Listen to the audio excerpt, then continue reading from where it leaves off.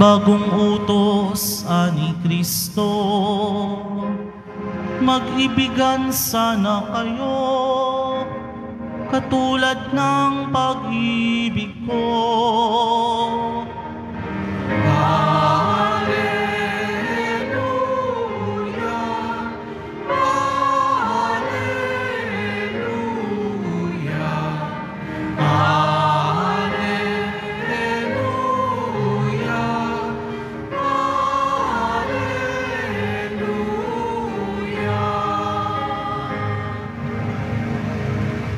Sumainyo ang Panginoon.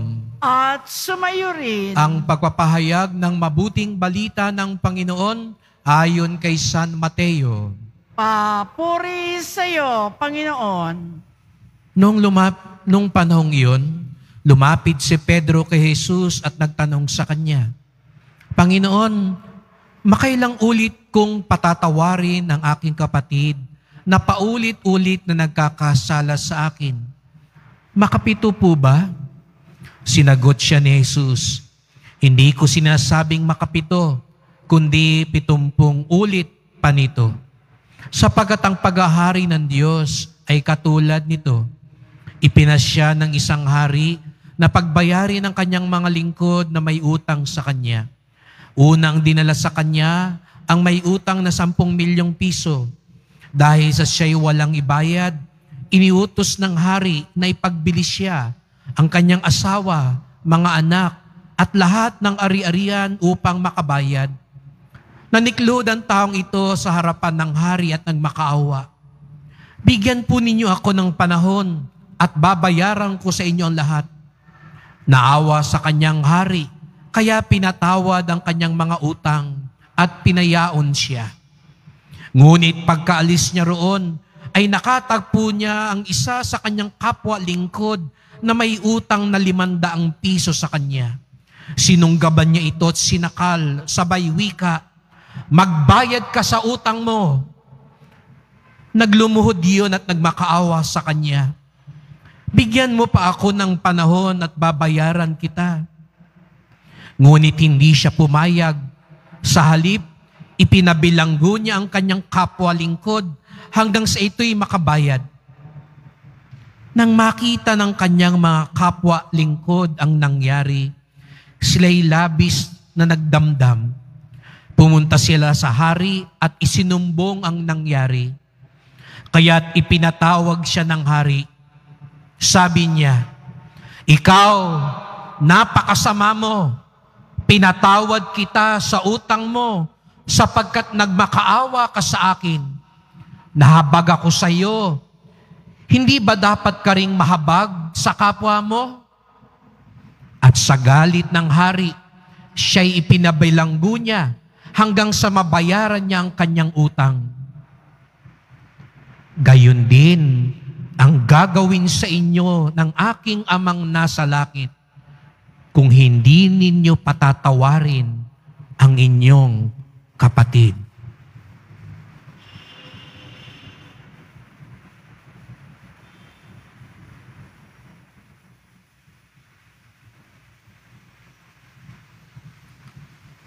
Ang mabuting balita ng ating kaligtasan. Pinupuri ka namin, Panginoong Heso Kristo. Magsiupo muna po ang lahat. Magandang gabi po sa inyong lahat at maligayang pagdating sa tahanan ng ating mahal na pong Jesus Nazareno. Binabati din po natin ang mga kasama natin online, lalo na po mga may sakit, ang mga nag-aalaga sa may sakit at mga kababayan natin, mga kadeboto natin, mula sa iba't ibang panig ng bansa at daigdig na nais sumama sa pagdiriwang ng banal na misa dito sa ating simbahan sa Quiapo, sa Basilica Minor at Pambansang Dambana ni Jesus Nazareno. Araw ng linggo, araw ng Panginoon, araw ng simbahan, at tayong lahat tinipon ng Diyos upang tayo'y dumulog sa Kanya. Kaya't bigyan natin ng papuri, parangal at pasasalamat ang ating minamahal na Nuestro Padre Jesus Nazareno.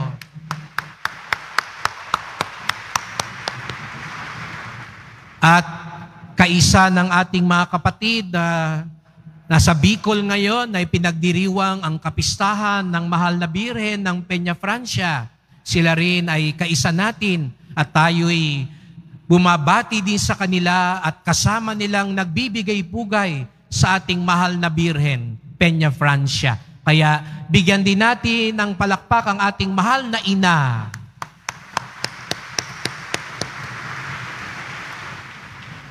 At ang sigaw nga nila sa Bicol, Viva la Virgen! At ang sagot, Viva! Viva la Virgen! Aba, hindi pa kayo naghahapunan, nang lalata na kayo. No? Parinig nga natin sa mahal na ina, Viva la Virgen!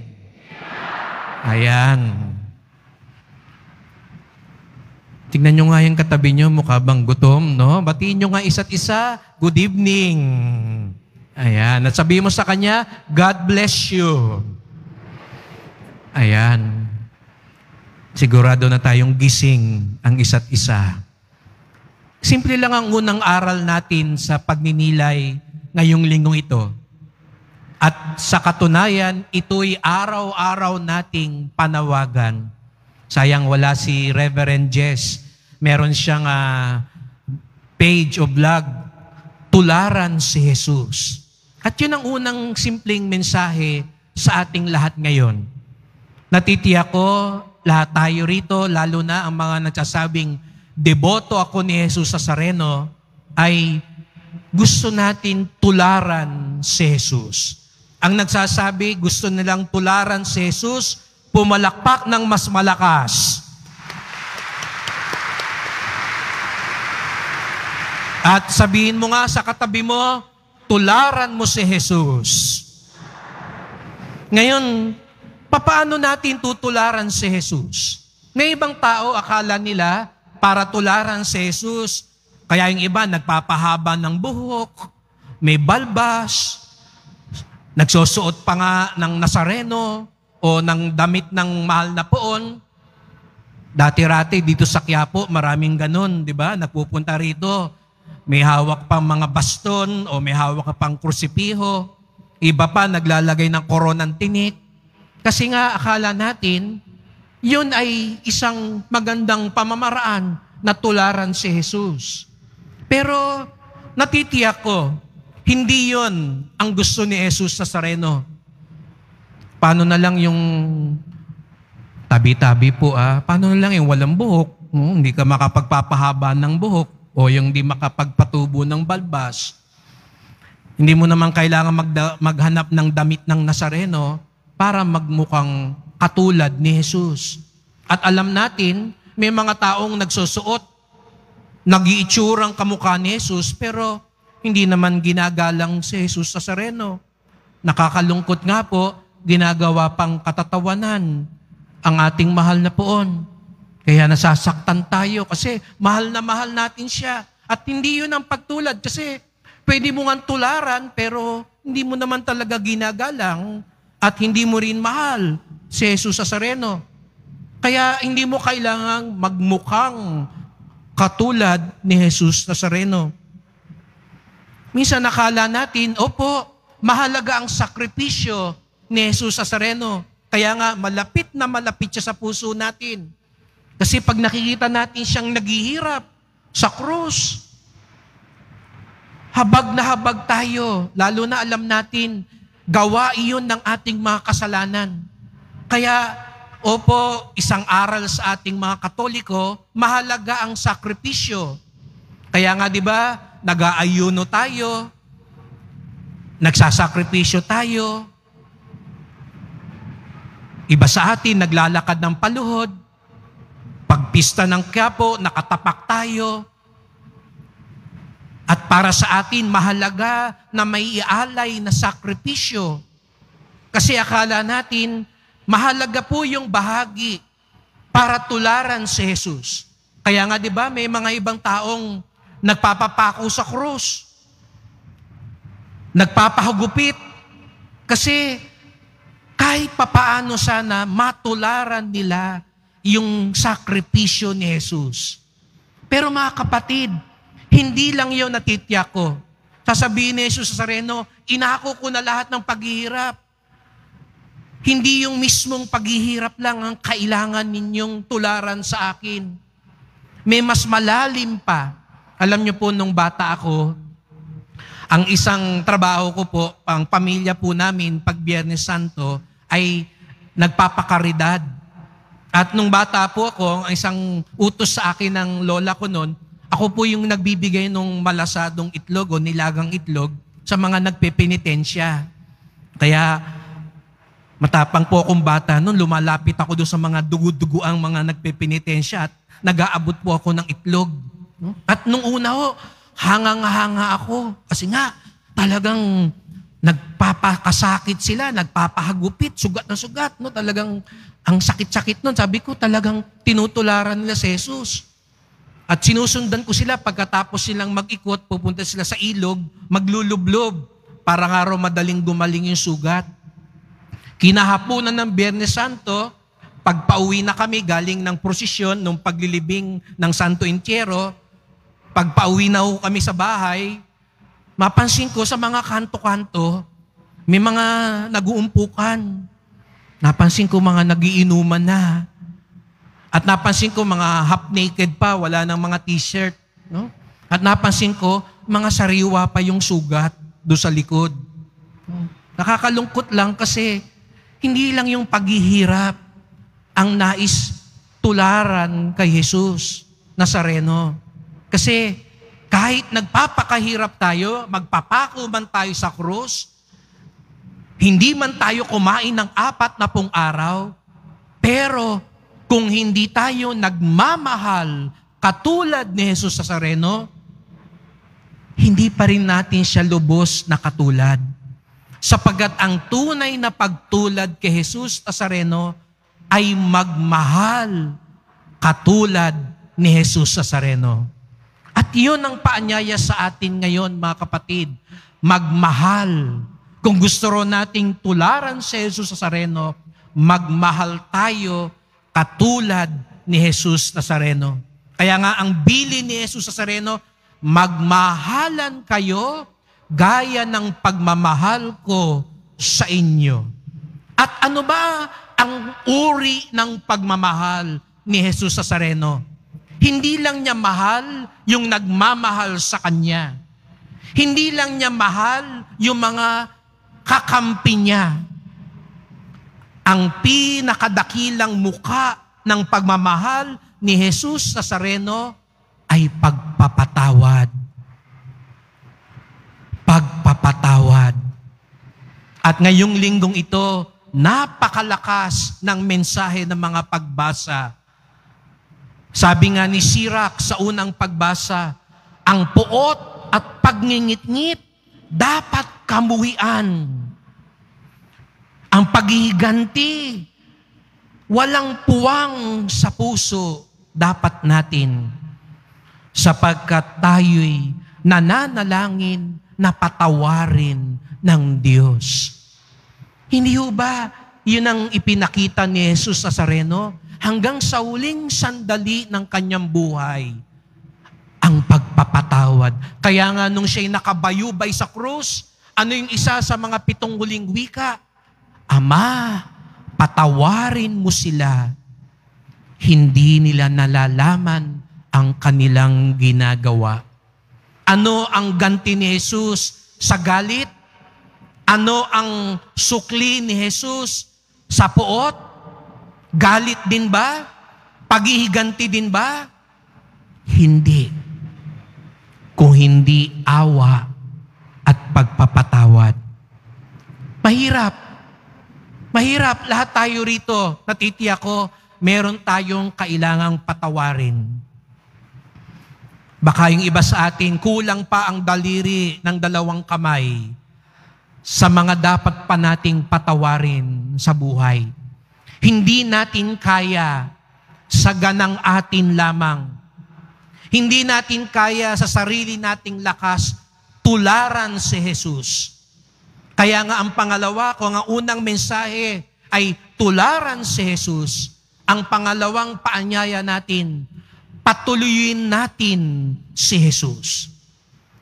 Sapagkat pag pinatuloy daw talaga nating tunay si Jesus, sa buhay natin, hindi na yung lakas natin ang iiral, kung hindi ang lakas ni Jesus Nazareno.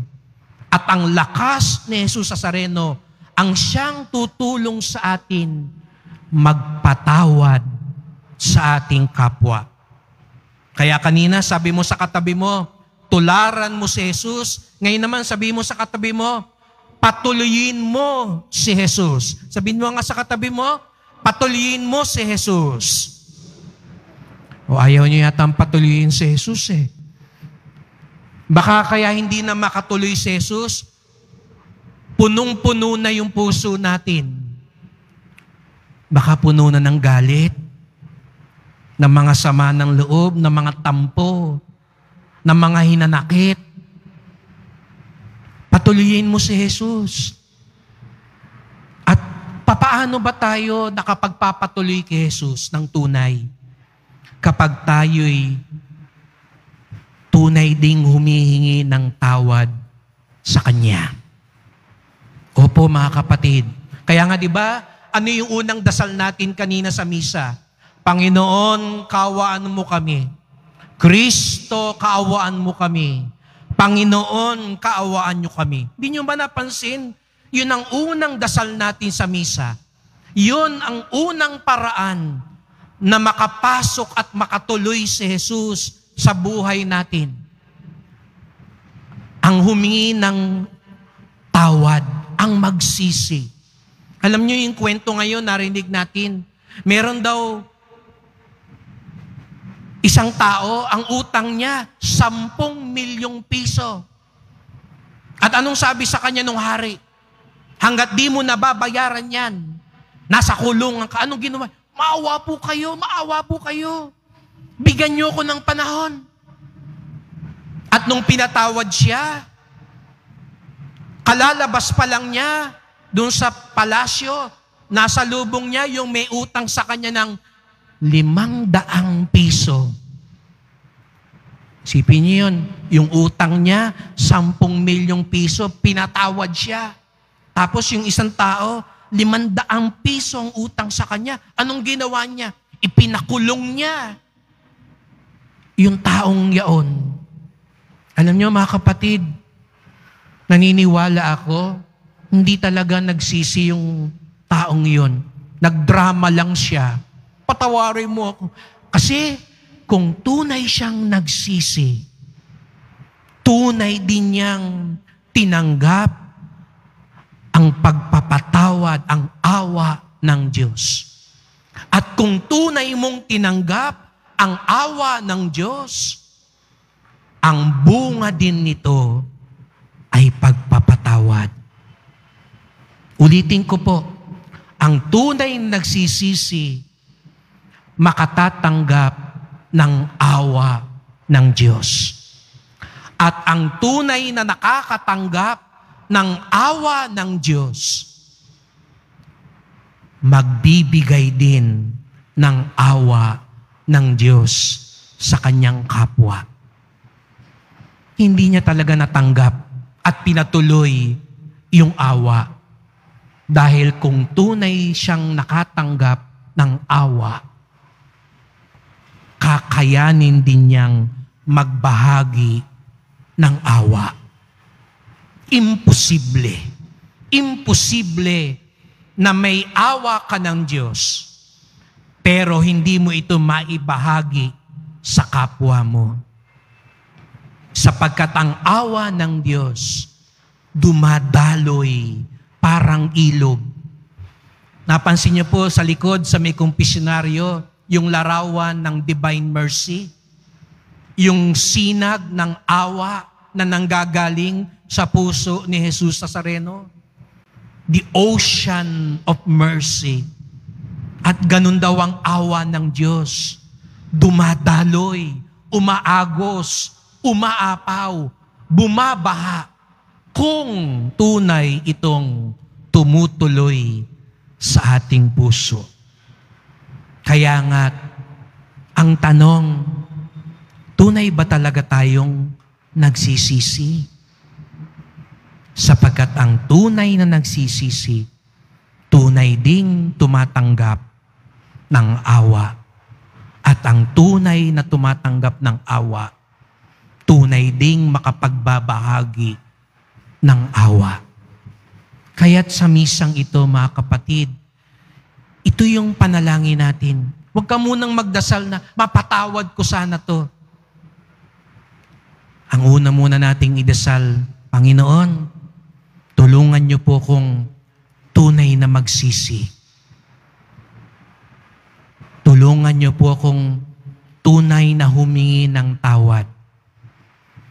Sapagkat pag tunay akong humingi ng tawad, pinapatuloy ko kayo sa buhay ko. At pag nakatuloy ka na sa buhay ko, kakayanin ko ang lahat. Lalo na ang magpatawad sa aking kapwa. Ngayong sandaling ito, bago tayo magdasal kay Jesus Nazareno, ialay nyo ngayon. Hindi ho ganun kadali, alam ko ho yun.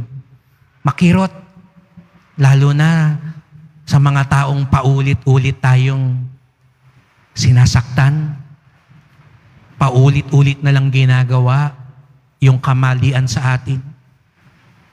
Yung mga taong di man lang humingi ng tawad sa atin. Pagdasal natin sila ngayon. Kung gusto mo talagang tularan si Jesus, kung gusto mo talagang patuloyin si Jesus, pagdasal mo lang sila ngayon. Ilatag natin sila sa paanan ng mahal na pong Jesus Nazareno. At sama-sama po tayong magdasal ngayon. Mahal na pong Jesus Nazareno, kaawaan niyo po kami. Humihingi po kami ng tawad. Nagsisisi po kami. Napakalaki po ng utang namin. At hindi namin ito mababayaran. Kaya nga kayo na po ang nagbayad ng inyong sariling buhay para ang aming kaligtasan ay matanggap namin. Salamat po. Tatanawin naming malaking utang na loob sapagkat kayo na po ang nagbayad para sa aming mga kasalanan. Kaya nga't sa pagpapasalamat namin, sa pagpapatawad na iginawad niyo sa amin, tumuloy po sana ang awang iyan sa puso namin upang kung papaano niyo po kami pinatawad, kami rin matutong magpatawad sa aming kapwa. Nais po namin kayong tularan. Kaya nga kami po inyong mga alagad at deboto. Kaya nga nandito kami ngayon. At hindi lang namin nais kayong tularan. Nais naming tumuloy po kayo sa aming buhay. Sapagkat marami po kaming hindi kayang gawin sa sariling lakas namin. Ang iba sa amin ngayon, hirap nang makabangon muli. Hirap nang umasa muli. Hirap nang maging masaya uli sa buhay. At higit sa lahat, hirap nang magpatawad. Hindi namin kaya ito sa aming lakas. Kayo po ang aming lakas. Kayo ang aming awa. Kayo ang aming biyaya. Kaya wag niyo po kaming iwan. Mahal na pong Jesus Nazareno. Kaawaan niyo po kami. Patawarin niyo po kami. At tulungan niyo rin kaming magpatawad katulad ninyo. Amen. Amen.